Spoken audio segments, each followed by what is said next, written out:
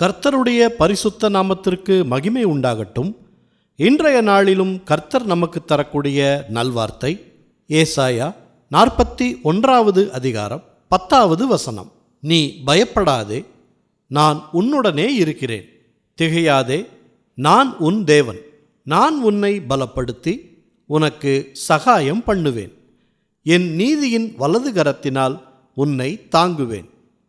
பிரியமானவர்களே, கர்த்தர் என்றென்றைக்கும் நம்மோடு இருக்கிறார்.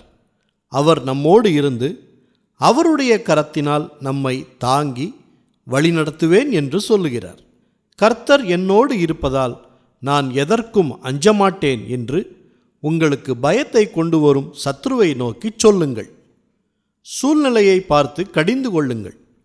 கர்த்தர் நம்மை பலப்படுத்தி சகாயம் செய்கிறவர். அதனால் கவலையை விடுங்க.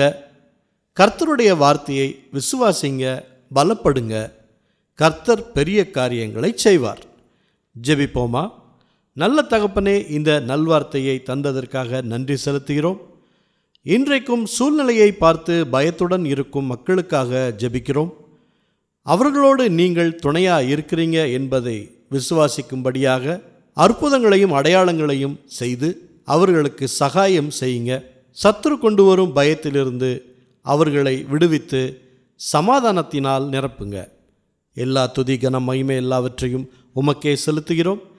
இயேசு கிறிஸ்துவின் நாமத்தில் ஜெபிக்கிறோம் பிதாவே. ஆமேன், ஆமேன். இந்த நல்வார்த்தையை மற்றவர்களுக்கும் பகிருங்கள். அவர்களுக்கும் கர்த்தருடைய ஆசீர்வாதம் கிடைக்கட்டும். கர்த்தர் உங்களையும் உங்கள் குடும்பத்தாரையும் அளவில்லாமல் ஆசீர்வதிப்பாராக. ஆமேன்.